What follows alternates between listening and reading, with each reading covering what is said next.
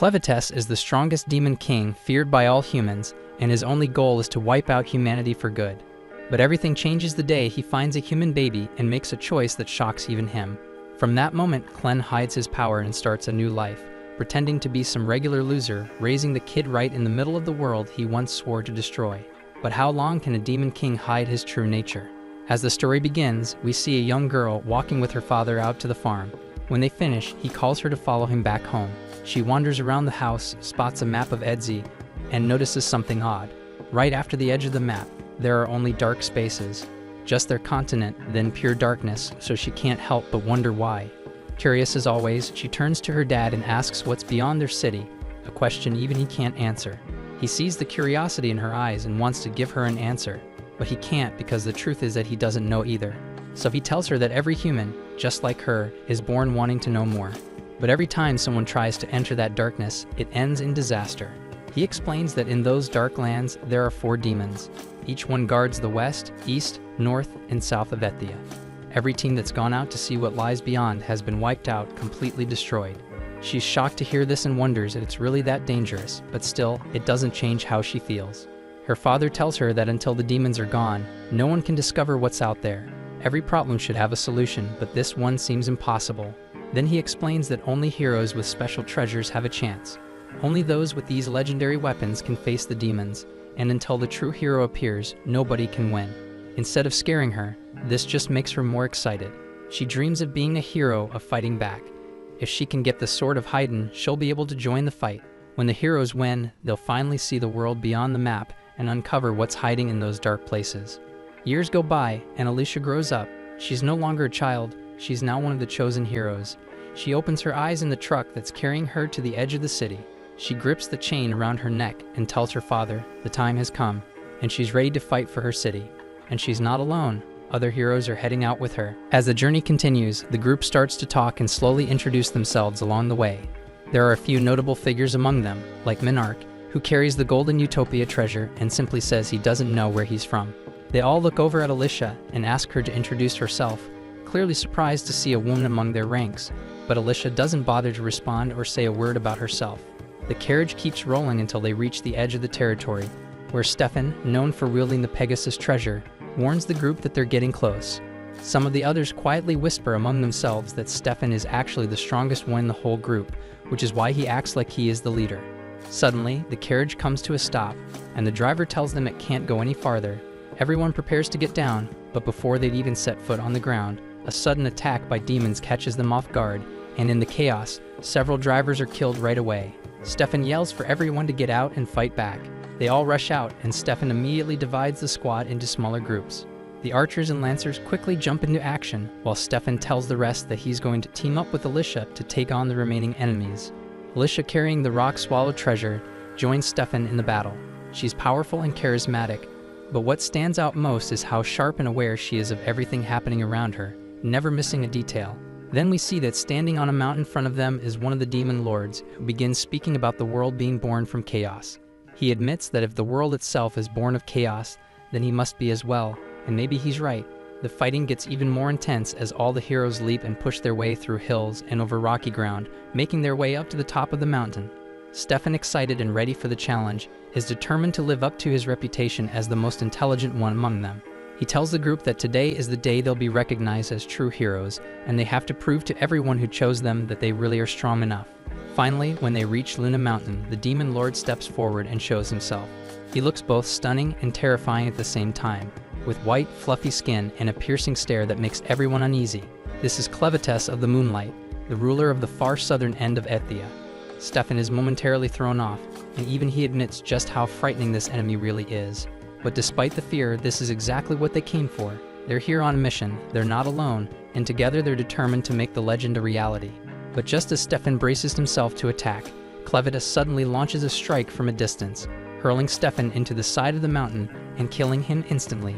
And unfortunately, that was the end of Stefan. Everyone stands there frozen, shocked as hell because Clevatess didn't even move an inch, and Stefan's already dead. One of the other heroes tries to step up and take charge, shouting at everyone to get it together and fight back. But Alicia isn't rushing in like the rest. She's scanning the mountain, looking for anything that might give them an edge. As the heroes get closer to Clevatess, He cuts them down one after another without taking a single step. Alicia quickly figures out what's happening. She shouts to the others, warning them that Clevatess is attacking with his shadows. If they want to survive, they need to stay away from the shadows. The group hesitates, not sure what to do, but Alicia doesn't wait. She starts leaping across the mountainside, running as fast as she can. The shadow follows her, and she's the first one who actually sees the attack coming and manages to fight back. Clevatess's eyes light up in surprise. Maybe this battle won't be as easy as the others he's fought before, but still it catches his attention. This is humanity, and for 1,000 years he hasn't faced humans, but from what he remembers, they should be weak, as fragile as insects. Yet what he sees now is different. They're strong, they're on a mission, and nothing seems to break their determination. He can't quite figure out what's driving them, but he wants to understand where their strength comes from. The heroes fight with everything they have, but Clevatess defeats them all. In the end, Alicia is the last to fall. As she's sent flying into the air, she closes her eyes, accepting her fate. She apologizes to her father for not making her dream come true, but not every dream is meant to happen, and hers is one of those that just wasn't meant to be. Meanwhile, in capital Hitterat, the people of the Haydn Kingdom go about their daily lives, unaware of the danger approaching. That's when Clevatess erupts from the mountain outside the city. Panic spreads as he appears. Everyone in the city is terrified, but Clevatess isn't interested in hurting them. He's only curious about what drives these people. He remembers that the ones who attacked him called themselves heroes sent by the king of Haydn, and now he plans to fight his way to the palace to reach the king. The villagers panic and run for safety while the knights rush into action, bringing out their archers to launch an attack. But Clevatess doesn't attack them in return.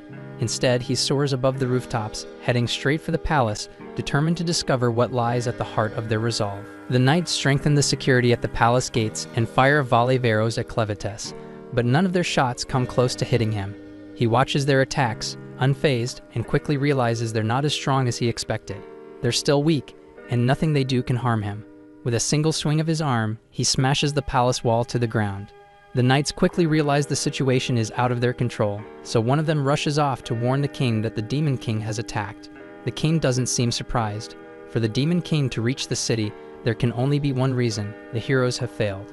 He rises from his throne and moves toward the only thing he has left to protect, the legendary blade of Haydn, Mana Hitterate. The knight insists that a demon has invaded the city and can't be stopped, urging the king to hide. But if the demon truly is unstoppable, the king reasons there's no point in running because no matter where he goes, the demon will find him.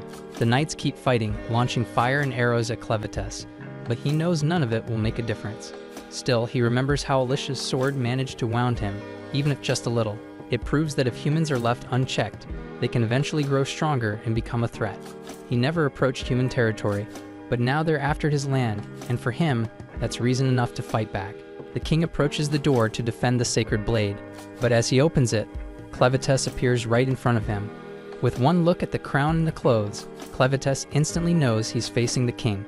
He calls it out, speaking clear human language, and that throws the king off because a demon shouldn't be able to talk like them.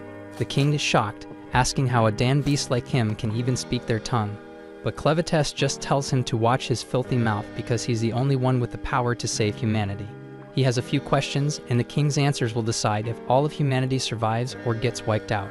By all humanity, Clevatess doesn't just mean Haydn's people, but also those of Duns, Orgates, Sledens, and Benti.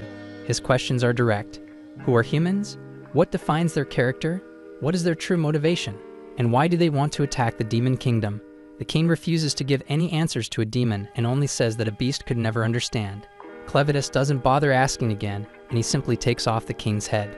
Clevatess turns away, convinced now that humans are a threat and must be wiped out.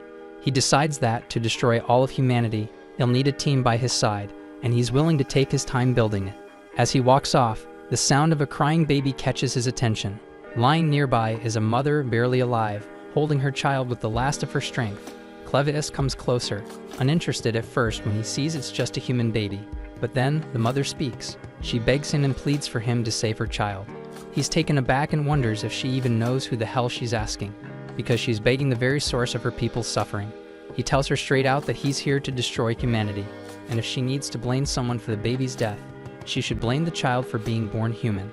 But the dying woman refuses to back down and insists that no child ever gets to choose what they're born as. He doesn't care, but still he tells her if she wants him to spare the baby, she should give him a reason. The woman, running out of strength, says she can't prove the child's worth now, but she's certain the child will prove it when he grows up, and with that, she dies. Clevatess picks up the child, and he isn't convinced, but since she was so sure, he decides he'll wait and see if this human is any different. After all, it won't take him long to watch a child grow.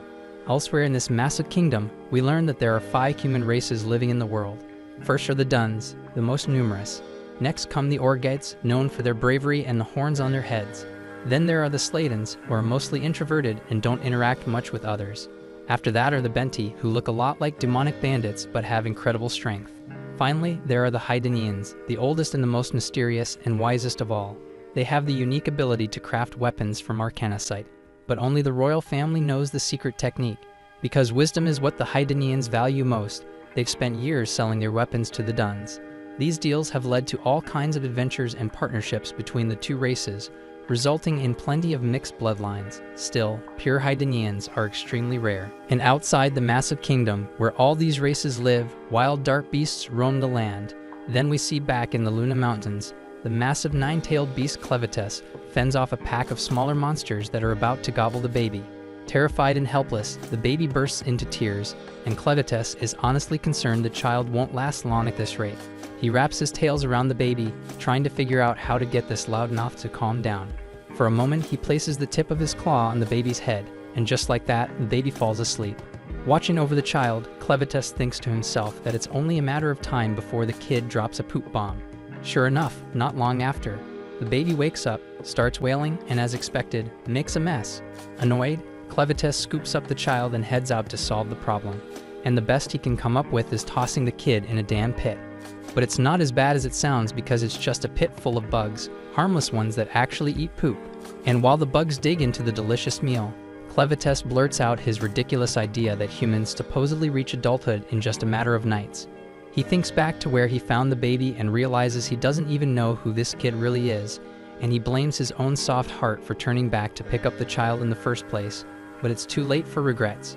Now he's stuck with a human baby, and his pride as Lord of the Dark Beasts won't let him drop the kid off anywhere, so he decides he'll just have to raise the kid himself. But he has no idea what the hell to do next. He knows he can't raise the child alone because humans need to eat, and he has zero experience with this. Thinking fast, he looks at the bodies left behind from the recent battle and decides to revive Alicia. Then we see that Alicia's father was killed by dark beasts, and that's why she led an army to get revenge on the Lord of Dark Beasts, but that only ended in tragedy for her and her team. Now with Clevatess's dark powers, Alicia is given a second shot at life. The moment she wakes up, she tries to fight back, but quickly notices her sword and the bodies of her comrades are gone. Clevatess tells her, almost bragging, that he brought her back to life using his dark power, so she's basically a walking corpse now.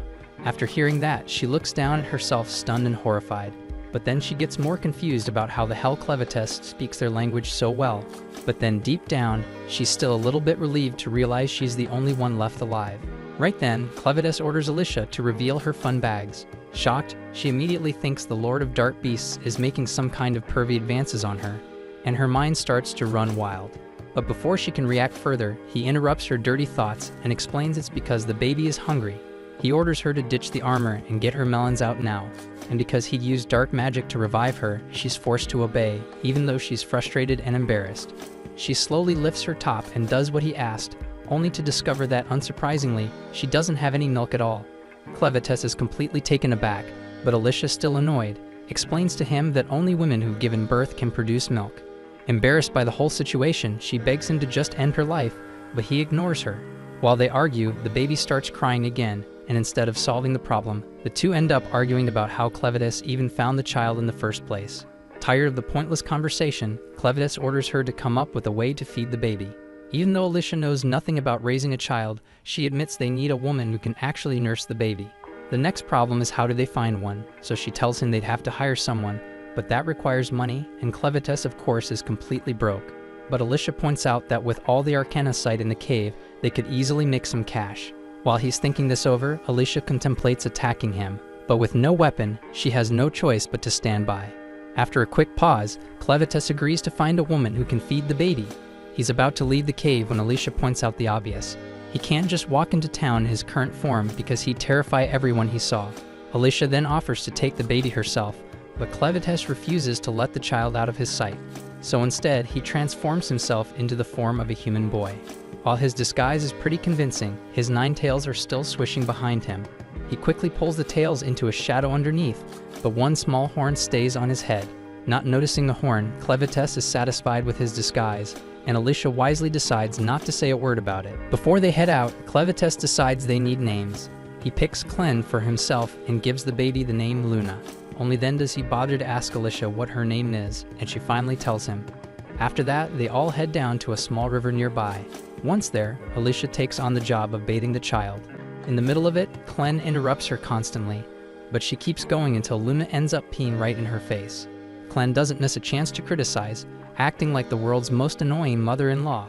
He nitpicks everything she does, from the way she washes the baby to how she wraps him up, even pointing out which spots she should focus on while cleaning. Once Alicia is done, she's exhausted, but Clen actually thinks the poop-eating bugs did a better job than she did. They leave the river and make their way to Alicia's old camp, only to find it empty. Alicia explains that her group hid their valuables somewhere else before the attack. They set out for the stash, but Clen makes her stop to clean up herself first because she stinks. Also, he hands her the baby's dirty clothes and tells her to wash them too. While doing this, Alicia notices the crest of the Haidanians' royal family on the fabric, and she realizes the baby is actually royalty. At the same time, back in the ruins of the castle, a lone soldier runs through the wreckage, searching for survivors. He's shocked by the devastation left by the Dark Lord and remembers that the crown princess had planned to escape the kingdom with her child before disaster struck. He curses the king's madness for destroying the kingdom, but still clings to hope that someone made it out alive. Meanwhile, General Drell and his men survey the remains of the Haidanians' kingdom. Drell quickly orders one of his soldiers to inform the emperor, warning that if they don't claim the land now, another race will beat them to it. He's mainly interested in the secrets of arcanasite crafting, a technique known only to the Haidanians' royal family. As he heads back to gather his army, he tells his second-in-command Maynard to hunt for any survivors with royal blood and bring them straight to him.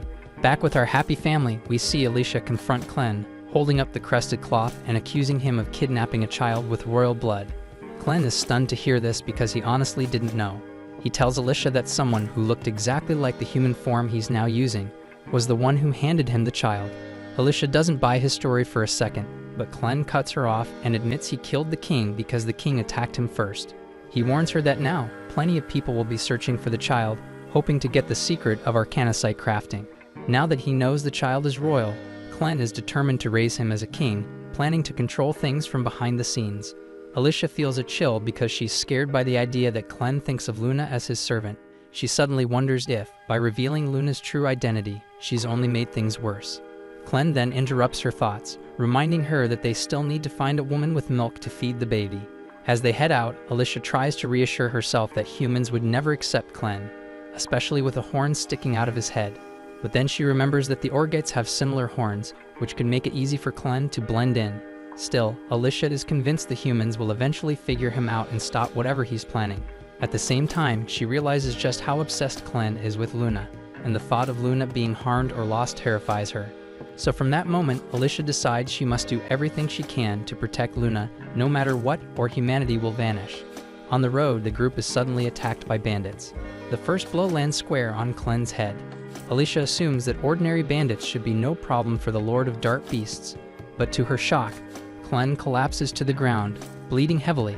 Panicked, Alicia screams like an annoying girl, only to be struck from behind herself, knocking her out cold. She's stunned by how weak she is, even with Clevatess's dark magic inside her.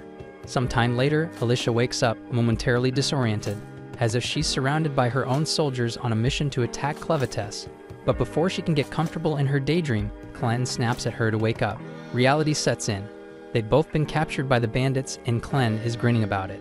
They realize they were all crammed into the bandits' crappy wagon, with a bunch of other sorry souls who'd gotten caught too. Somehow, Clen was just sitting there, little Luna snoozing in his arms, wearing this ridiculous grin that only made Alicia's nerves shoot through the roof. She glances at Luna sleeping quietly and asks Clen how in the hell he managed to calm the kid down. Clen replies that Luna was indeed crying earlier, but thanks to the gentle rocking of the carriage, she's quiet now. Alicia pushes her way past the other miserable captives until she's close enough to whisper sharply at Clen, demanding to know why he, the badass, legendary Demon King, let himself get caught so easily. She figures his sudden makeover must have weakened him so much that some random asshole knocked him out with a single hit. Clen chuckles, admitting that she's almost right. Apparently, when he transformed into this scrawny-ass human disguise, it accidentally made his body as fragile as a damn toothpick.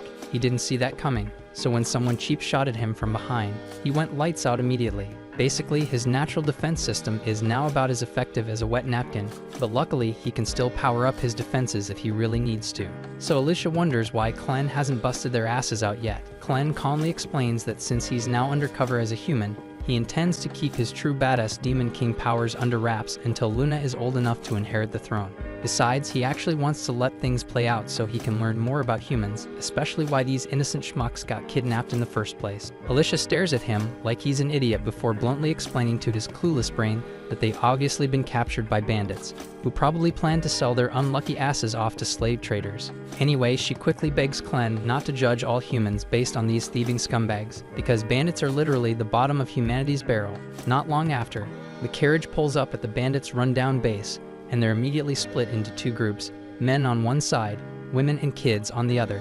One of the captives suddenly makes a run for it, clearly sick of this bullshit. So Dagarn, one of the bandit leaders, watches the idiot sprint away, smirking smugly, knowing the guy just signed his own death warrant. Sure enough, another bandit casually hurls a dagger at the fleeing guy, impaling him straight through the back and dropping him faster than a sack of potatoes. With that moron permanently out of commission, Dagarn calmly warns the remaining fresh meat not to try anything similarly stupid unless they want a blade decorating their spine too. Then his attention shifts straight to Alicia. He orders her to follow him, and before she can even protest, he roughly drags her off toward his room, intent on getting to the bottom of her melon. Clen then stands uncertainly until a woman named Karma, who appears to be in charge of handling the women and children section of this lovely human trafficking operation, notices him spacing out. Spotting Luna in his arms, Karma calls over her servant Nuru, whose messed up job is basically daycare for kidnapped infants. Then we learn that the bandits' hideout is located in an abandoned quarry, and deep at the bottom of this sketchy-ass pit lies a mysterious pool of water, and at the very bottom of that pool sits a legendary red blade. Of course, it's guarded by something nasty as hell, probably a monster strong enough to rip anyone's face off. Anyway, turns out Dagarn isn't exactly the creep I thought he was, because he just drags Alicia straight to Vroko, the asshole currently playing leader of the Crows in place of their real boss Zazak. Apparently, Vroko staged a little coup, stealing the top dog position, and nobody's dumb enough to complain since his pet beast Betty is a literal murder machine capable of turning anyone into ground beef. Alicia recognizes Betty immediately as a vicious western demon and is stunned that a dumbass like Vroko actually managed to tame it. Vroko casually chats with Betty, who complains that she's bored and wants to play with a human guy. With a twisted grin, Vroko tells her to help herself to either one of the unlucky bandit morons who brought Alicia over. But before Betty picks her unlucky chew toy, Vroko finally reveals why he summoned Alicia. Obviously, his goons snatched the magic crystals Alicia grabbed from Clen's crib, and Vroko knows exactly that they're from Mount Moon, the lair of Big Bad Clevatess. Considering this, plus the fact Alicia didn't immediately shit herself at Betty's presence, Vroko deduces she's one of the 13 heroes from Haydn sent on a suicide mission to take out Clevatess. Assuming Alicia was headed back to Haydn loaded with these crystals, Vroko decides to drop a bombshell. The royal capital of Haydn has already been annihilated by Clevatess. But this little apocalypse isn't exactly bad news for Vroko's crooked business. He proudly flashes a reddish sword, claiming it's a mana hiterite blade, which only Haydn royalty know how to craft. Of course, Vroko's sword is faker than a $3 bill, and the Crows have been scamming people left and right with these knockoffs. Now that the entire royal family has officially logged off permanently, the price of these phony mana hiterite swords has become extremely valuable. It's one hell of a money-making scheme, but Vroko's greedy ass isn't satisfied because he's after something even bigger. The purest, most legit hiterite swords crafted personally by Haydn's kings and handed exclusively to their heroes. Vroko confidently assumes all the other heroes have already gotten their asses handed to them by Clevatess, accusing Alicia of abandoning her crew to save her own skin. He demands Alicia spill where the hell her own weapon is, plus the weapons from her 12 despawned teammates. Alicia stays stubbornly silent, pissing Vroko off even more, so he orders Dagarn and Satch to drag her ass back to Clevatess's lair to find those valuable treasures. Dagarn, showing a rare spark of brains, suggests maybe it'd be smarter to have Alicia chase after another treasure they've been eyeing, but Vroko sticks to his guns, insisting on the original plan. Before sending them off, Vroko tells Dagarn and Satch they're free to warm up with Alicia however they like, making sure she won't cause trouble during the journey. At the same time, Clen's found himself working as a waiter at the shitty little inn run by Karma. Watching the bandits trying to flirt with Karma makes Clen silently gag, genuinely wondering how these sleazy bastards manage to exist without spontaneously combusting from their own shittiness. On the other hand, Neru is busy feeding Luna her legendary milk, while also doubling as a waitress, and sadly the customers constantly abuse the hell out of her. Clen patiently serves meat to these low-life thugs, impressing the idiots with his strangely obedient demeanor. Karma, however, feels uneasy around Clen. Everyone here just assumes he's some kind of ogre because of his horns, but his pale-ass skin and ice-cold killer stare don't quite fit that profile. Suddenly, two particularly disgusting bandits decide to harass Neru, dragging her off somewhere private for their twisted entertainment.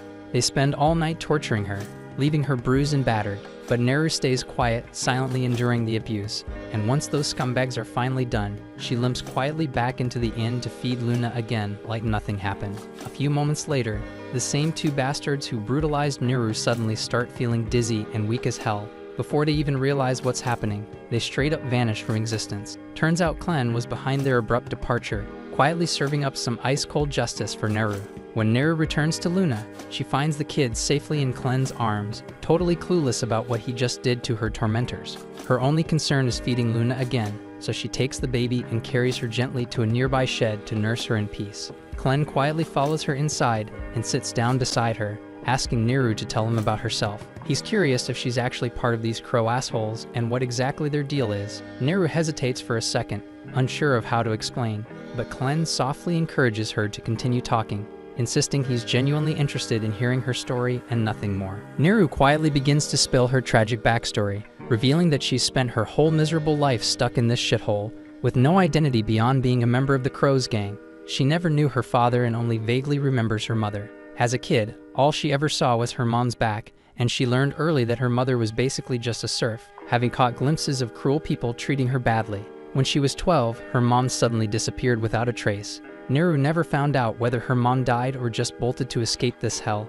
but she quickly learned what her mother had shielded her from. The same night her mother vanished, some of the crows stormed into her room while she ate and harmed her severely. From then on, life turned into a relentless nightmare. The vicious men slapped her daily, treating her worse than livestock, until Karma eventually stepped in. Karma took pity on Neru, bluntly explaining that if she learned to make them happy, they might actually leave her alone for a bit. That night, Neru decided to follow Karma's terrible advice and started learning how to do what she had to survive. Although she knew she could never match Karma's level, her life marginally improved. At least now she had work and could feed infants like Luna thanks to her unusually abundant milk supply, so in some twisted way she felt satisfied. Clen suddenly interrupts, confused as hell, asking bluntly how the hell she has milk without any children. Neru quietly admits that she had once been pregnant, but it ended in a tragic stillbirth. The baby moving inside her was the only thing keeping her sane, but when the midwives told her the child was dead, she sank into a frozen despair. Honestly, she was completely fine with passing away, figuring she might at least reunite with her lost child on the other side. But just as she was ready to let go, she suddenly felt warmth again. Her eyes snapped open to see a random 6-month-old baby desperately sucking at her melon, trying to survive. Seeing that little stranger fight so damn hard to live gave her a fresh purpose. She picked up the baby, fed him, and found new meaning in her miserable existence. Since then, she's fed countless other children who ended up at the Crow's base, each one reminding her that her life had value. She confesses she even tried twice more to have kids of her own, but both times ended in heartbreak. By now, Clen's had enough of this sob story, bluntly telling her to shut up already, and out of nowhere, he asks Neru if she wants to follow him as Luna's personal wet nurse. He insists he's not trying to take her or anything weird, but he also can't think of a damn reason not to bring her along. Plus, Luna clearly likes her, so it definitely saved him from dealing with Luna's crying tantrums all day, making it a total win for him. Luna gently taps Neru as if urging her to come with them, and Clen bluntly repeats his offer. He asks if she'd prefer becoming Luna's personal wet nurse, or if she'd rather stay here getting used and harmed by these filthy bandits. Neru hesitates. She knows damn well it's a once-in-a-lifetime opportunity, but as far as she knows, Clen is just another slave, and hitching her hopes to him feels short-sighted as hell. She quietly admits she wishes things were different, but tells Clen she can't go with him. She gently explains that as long as he's a slave too, she can't trust he'll be able to protect her. Plus, there are plenty of other helpless kids here who depend on her for survival. Reluctantly, she hands Luna back to Clen, gives them one last sad look, and quietly walks away. Meanwhile, the bandit assholes drag Alicia over to a sketchy-ass bridge and force her to walk out onto it. Halfway across, she pauses and stares down, making the bandits laugh their asses off. They mockingly warn her that jumping from this height would be a quick ticket straight to hell. but Alicia's actually staring at something else entirely, gleaming gems resting at the bottom of the river below. She instantly recognizes the place and mutters in disbelief before the bandits gleefully confirm this is the exact spot where the legendary hero Cordwar bit the dust. Right then, one brave, desperate captive steps forward, claiming he'll dive down and retrieve whatever the bandits want if they'll just let him and his wife go. His wife frantically urges him on, reminding these scumbags they'd promised to release them. But as soon as the poor guy plunges into the water, monstrous creatures emerge and immediately tear him to shreds, leaving the wife screaming like hell. Alicia grits her teeth, knowing full well these lying bastards never planned on releasing the guy. She realizes with dread that this place is basically hell on earth, infested with Arvensis, horrific monsters that flooded into their world 300 years ago. Back then, people at least had solid ground to fight on, but even Cordwar, the strongest hero of his time, couldn't handle these nightmare creatures. His legendary sword, the Stream Splitter, remains down in that cursed river to this day. And now these greedy bastards want someone stupid enough to retrieve the sword, even though it's clearly impossible. Furious, Alicia calls out the bandits for being complete scumbags, knowing full well they deliberately sent the poor guy to his death without even bothering to tie his rope properly. They snap back at her, reminding her she's not here to lecture them, and the bastard who's going to discipline her is already waiting. Alicia turns to see the disgusting thug Fido jump onto her bridge, openly leering at her and loudly fantasizing about stripping her. But before Fido can even lay a finger on her, Alicia suddenly breaks one of her own hands to slip free, snatches the sword from him like a damn boss, slices through the bridge ropes, and leaps off into the air. As she plummets toward the ground below, she mutters under her breath, desperately hoping Clan wasn't bullshitting when he assured her she wouldn't die.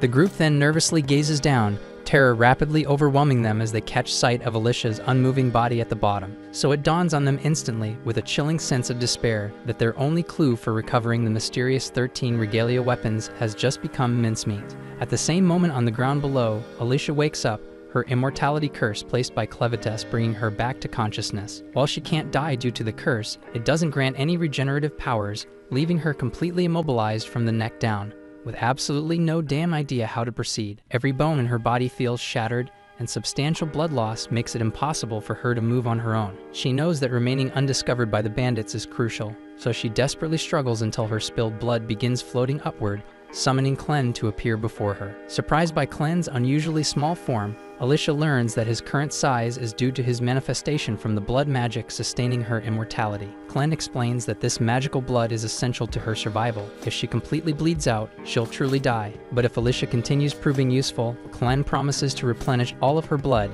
enabling her body to heal fully from the injuries. Relieved by this assurance, but noticing Clen hasn't begun the healing yet, Alicia asks why he's hesitating. Clen assures her he will heal her, but first needs her insight on something. He recently identified Neru as the ideal candidate to serve as Luna's wet nurse, despite Clen, even with his demonic senses, recognizing the severe mistreatment Neru suffers here.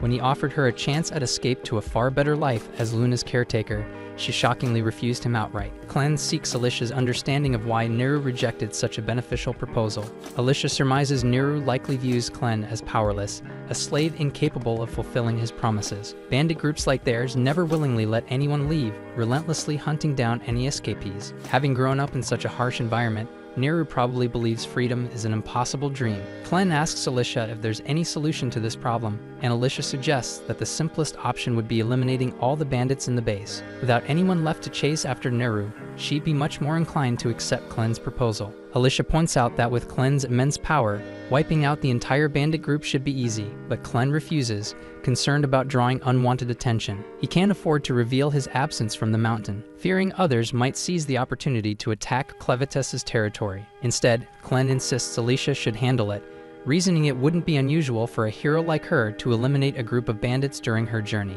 Alicia attempts to argue back, but Clen interrupts and insists she carry out the task, immediately flooding her body with magic-infused blood to restore her strength. Soon afterward, the bandits arrive at the bottom of the cave to locate Alicia's body. They're horrified to witness her body contorting unnaturally, bones snapping back into position and tissues rapidly mending, subjecting Alicia to unimaginable pain. Eventually, her body fully heals, leaving her completely restored. The bandits are astonished by her survival but quickly shift their focus, believing they can still force Alicia to guide them to the 13 regalia. Aware of her hero status, they proceed cautiously but feel confident in their numbers. One eager bandit foolishly charges ahead alone, striking Alicia's shoulder. However, compared to her recent agony, this blow feels insignificant. So Alicia swiftly seizes his arm, delivers a powerful punch to his face, and claims his sword and eye patch. Despite her reluctance to fight, she recognizes the bandits as irredeemable threats who must be eliminated. With Alicia handling the bandits, Clan now focuses on locating Neru and convincing her that escape is genuinely possible. In the meantime, Naru goes back to the tavern, greeted by a worried Karma. Karma expresses concern over the constant abuse Naru endures, frustrated by her own inability to stop the bandits. Naru deeply appreciates Karma's kindness, but acknowledges the workload awaiting them, prompting Karma to gently ask Naru to start washing the dishes. Karma sees Naru seems unusually cheerful for someone who just got roughed up and quietly asks if something good happened to her.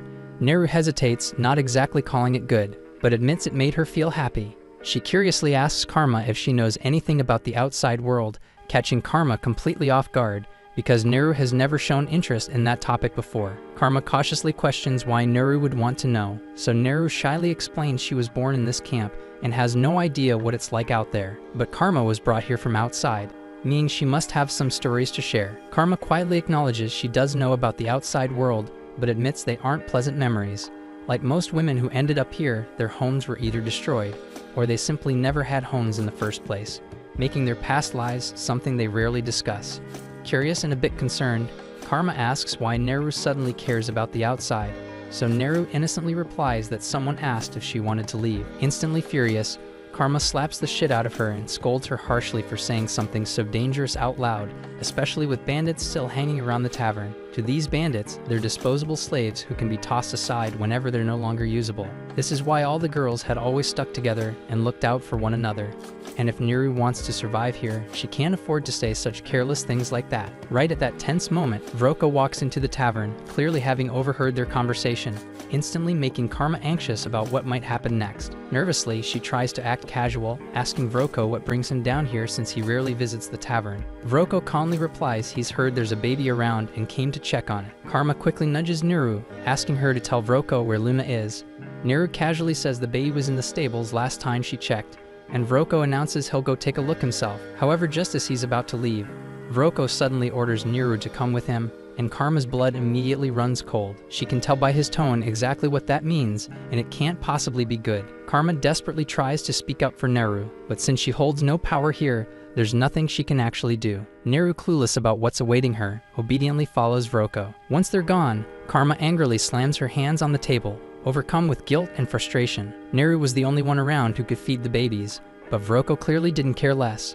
Karma tries convincing herself there's nothing she could have done and bitterly tells herself that Naru brought this fate upon herself by openly talking about escape in front of Vroko. But no matter how much she rationalizes it, she can't shake off the heavy guilt weighing down her heart. Right then, Clan walks in carrying Luna, startling Karma since she hadn't heard him approach. She quickly calms down, figuring he must have come by to let Luna nurse. Regretfully, Karma tells him that Naru was taken away and likely won't be returning. She hates it, but that's just how things are around here. Clan doesn't understand what Karma means and demands she clarify immediately. Seeing the intensity in Clan's eyes, Karma quickly realizes he's dead serious about ensuring Naru's safety. At the same time, Vroko guides Naru down a hidden stairwell into an area she never knew existed.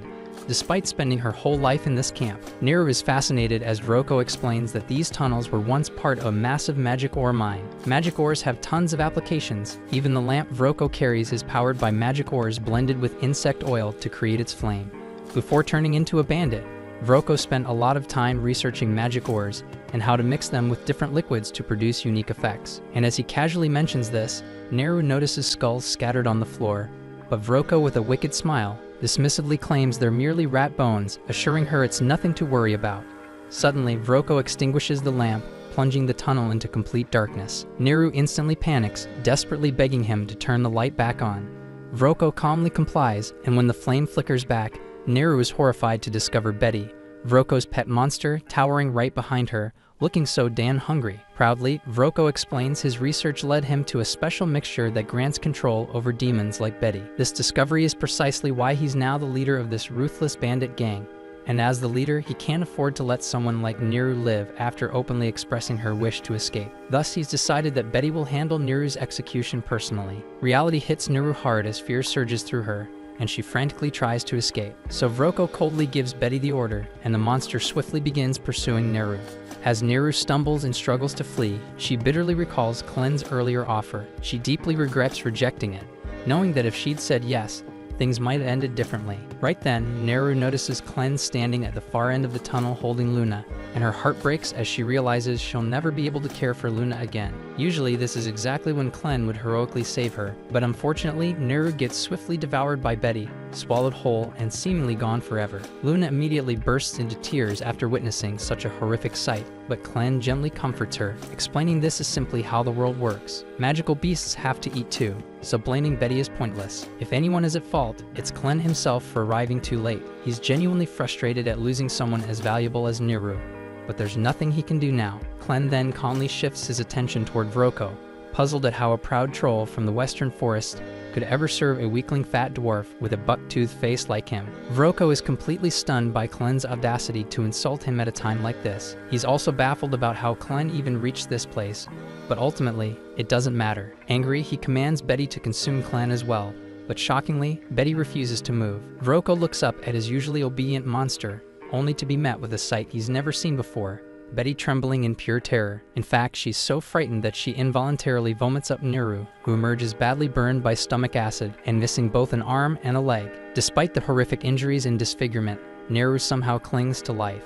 Without hesitation, Klen swiftly neutralizes the acid covering Neru's body and gently places Luna beside her, letting him offer comfort during her final moments. He then discreetly sends one of his shadows to quietly carry both Luna and the severely injured Neru away, while Vroko is distracted. When Vroko turns back to confront Klen again, he's utterly shocked to discover that Luna and Neru have disappeared. Confused and enraged, Vroko assumes Klen must have used some form of magic. But amusingly enough, Klen himself has absolutely no idea what magic even means. Vroko assumes Klen is pretending not to know what magic is, because magic is the only possible explanation for all the weird stuff he's been doing. Basically, magic involves mixing magic stones with other strange ingredients to create special effects. For example, this weird drug hidden in Vroko's coat is made from magic stones, a few rare herbs, and the larva of a nasty parasitic fly. When someone inhales it, they become dumb as hell.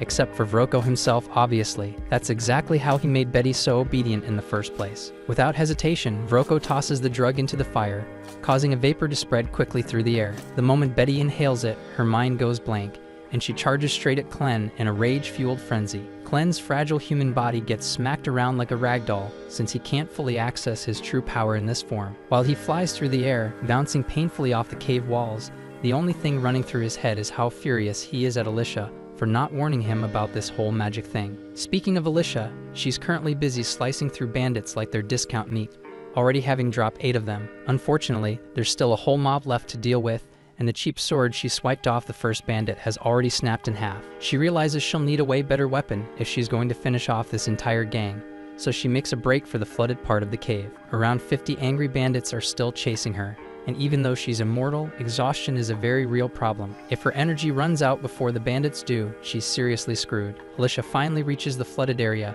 There's already a pack of hungry monsters swimming at the surface, ready to snack on her. Jumping straight in would be suicide, so instead, she rushes up the wooden scaffolding, luring as many bandits after her as possible. Once a big group has followed her up, Alicia swiftly slices the ropes holding the scaffolding together, sending the screaming bandits crashing into the water below. With so many bandits suddenly flailing in the water, the monsters lose their minds and start tearing into them, enjoying a full-on buffet. While everyone is busy getting eaten, Alicia hides herself inside a nearby barrel.